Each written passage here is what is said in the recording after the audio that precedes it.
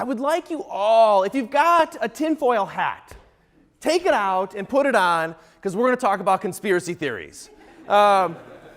Specifically, I'm going to talk to you about the recent release of the JFK files and America's increasingly in love with conspiracy theories, and then what that suggests about our political system and the state of our democracy.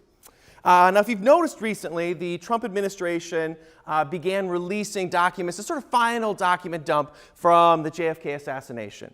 And starting on October 26th, the administration released roughly 2,800 files, all relating to the Kennedy assassination. And this was the last bit of information that was really hanging out there. Now, the Trump administration held on to 300 documents for national security reasons, but they've pledged to release those in the next 6 months or so. So this was a big deal for those of you that are interested in information about the Kennedy assassination. Now, not surprisingly, Trump announced this over Twitter. So he said, JFK files are being carefully released. In the end, there will be great transparency. It is my hope that to get just about everything to the public. Now, my favorite part about this is he tweeted this out, and it's sandwiched in between a good luck tweet to Joy Villa and then a happy birthday greeting to Lee Greenwood. That's how you do it. All right, he also, a couple days later, on October 28th, sent out another tweet saying that the JFK files are released and long ahead of schedule. Now, interestingly, in 1992, Congress passed a law that mandated that all of these files had to be released by October 26th, 2017. So I'll give him on time, but he's not getting early. All right, so for the last couple of weeks, historians, political scientists, and all variety of conspiracy theorists have been diving into these documents to see if there are any hidden gems about the Kennedy assassination that we didn't know. And to be honest, there haven't been any groundbreaking details. There were a couple of exciting things. One was this letter from Robert Rawls. And in this letter, he talks about having a conversation that he was in a bar in New Orleans 10 days or 2 weeks prior to the assassination when he heard a man try to bet another man $100 that President Kennedy would be dead within 2 weeks or 3 weeks. That's a big bit of news. Yet, if you keep reading on, he does not recall ever seeing the man before and is not certain he would recognize the man if he ever saw him again. He admits to being somewhat intoxicated and said the man was also intoxicated in an intoxicated condition. He advised that at the time he paid no attention to the man because he thought it was just drunk talk and a drunk will bet on anything. That didn't really break the case. But those of you who followed the JFK assassination know that it is the granddaddy of all assassinations. So for 50 years, Americans have been obsessing about this. And even today, over 60% of Americans think there was a conspiracy. Over 60% of Americans think there was somebody more than just Oswald involved. And somewhat interestingly, there's bipartisan support for this conspiracy theory. We'll talk about that as we move forward. Usually there's not bipartisan support, but both Democrats and Republicans think there was a conspiracy here. And I'm also going to say that there's just a fantastic level of irony that Donald Trump is the one releasing the JFK files. It just doesn't get any better than that. All right, and I think we need to talk about that. We need to talk about the way in which the Trump administration and that individual speaks to the broader dynamic of conspiracy theory. But before I do that, I want to tell you a story. I love telling stories. I'm going to tell you about the Umbrella Man. The Umbrella Man. The Umbrella Man is my favorite Kennedy conspiracy theory. Now, Kennedy was assassinated on November 22nd, 1963. We all know a little bit about those details. On that day, it rained in the morning. But by the time that JFK and the presidential limousine was making its way through Dallas, the skies had cleared. And it was a beautiful day, beautiful sunny day. A day that nobody would need an umbrella. And in fact, if you look at pictures from the day, nobody has an umbrella. It's a beautiful day. Yet as the presidential limo makes its way through Dealey Plaza and starts to head down toward the fateful spot, a man starts to walk from the grassy knoll down to the sidewalk. Let's call him the Umbrella Man. As he walks down, and as the presidential limo comes up to him, he opens his black umbrella. He raises it over his head, and he begins to spin it clockwise. Here's a picture of the Umbrella Man. Moments after he does this, the shots rain into the limo, killing Kennedy. Now, what's interesting is Tink Thompson was the first academic who cataloged the existence of the Umbrella Man. He also named the Umbrella Man, which is a fantastic name. And so once he does that, he writes this book, 6 Seconds in Dallas, and says, this is the Umbrella Man. Conspiracy theory just exploded. Who was this guy? Why was he there? Why was he at the exact location at the exact time of the assassination? Is there any innocent explanation for this? And what was with that umbrella? So the speculation begins, and the American public becomes consumed with this. Some suggested that maybe he was there to act as a signal, so that he was signaling to the shooters, either to go ahead or to keep shooting. Others suggested that his job was to distract Kennedy, to get him to look in a different direction or distract the Secret Service. Some even suggested that the umbrella was a weapon, and that there was a secret launch tube in there that would shoot a flechette or a dart. That's what killed Kennedy. That's what caused the hole in the throat. Right? So there was all this speculation, and the American public was consumed. In 1967, John Updike wrote a piece in which he said, the Umbrella Man hangs over American history like a noose, right? That like a fetish, like we can't get enough of this. So in 1978, the House Select Committee on Assassinations asked for the Umbrella Man to come forward. And he did. He came forward and he testified. His name is Louis Stephen Witt. And he came to Congress and he brought his umbrella. And he explained that his umbrella was a private protest, a silent protest. And it wasn't a protest of John F. Kennedy or any of John F. Kennedy's policies. It was a protest of Joseph P. Kennedy, Kennedy's father, who was ambassador to the United Kingdom in 1938 and also endorsed Neville Chamberlain's policy of appeasement. So the protest, the umbrella, was a reference to Neville Chamberlain and his umbrella. And it was a protest against the policy of appeasement. That's a fantastic story.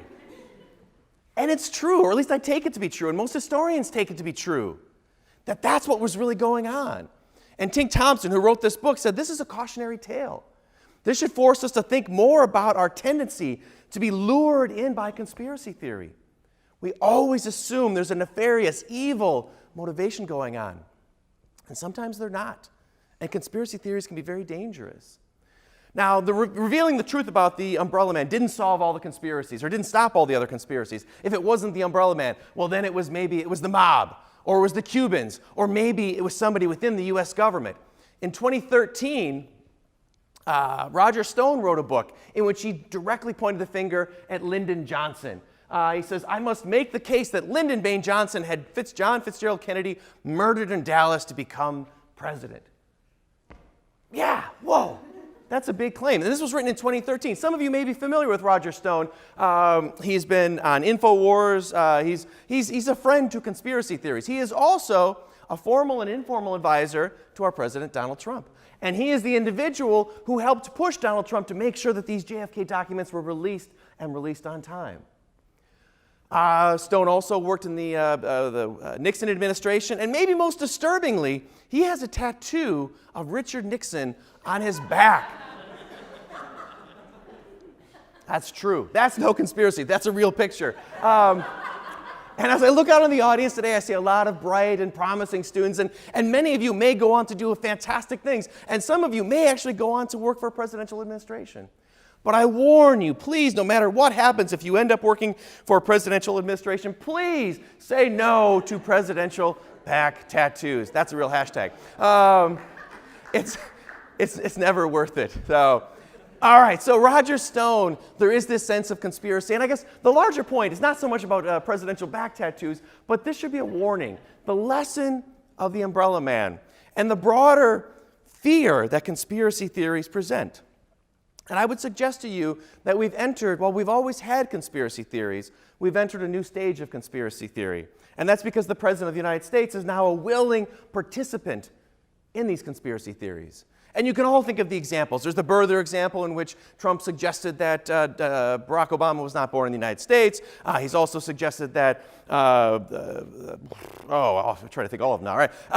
That Hillary Rodham Clinton was involved in the assassination of Rich. My favorite is that, the birther certificate. Oh, Ted Cruz, that's what I was trying to think of, that Ted Cruz's father was linked to the JFK assassination. Vaccines linked to autism. So he's somebody who feels comfortable with conspiracy theories.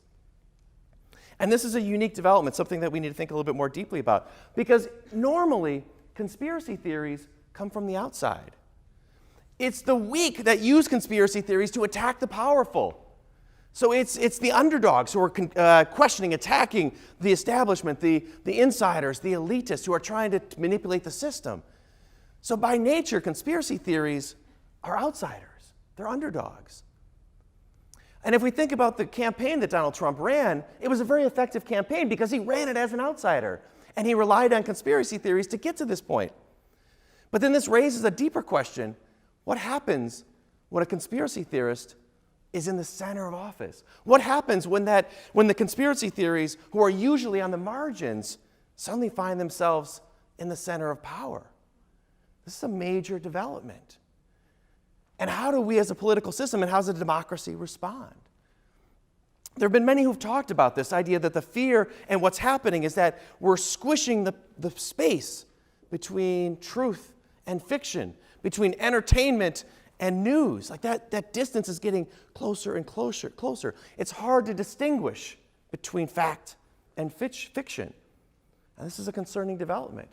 So as we think about the dangers of conspiracy theories, we also need to think about how we confront them.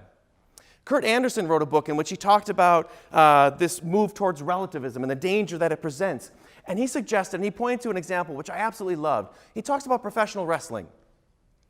And that in the early 2000s, professional wrestling realized that they didn't have to pretend to be real anymore. That people didn't care. It didn't matter if it was real or not. And this is something that struck me because as I was growing up, I was a huge professional wrestling fan. And me and my friends, we spent hours and hours and hours debating of whether it was real or whether it was fake. Yes. But now that doesn't matter anymore. It doesn't matter because the fans are happy not knowing, just accepting that it's not real.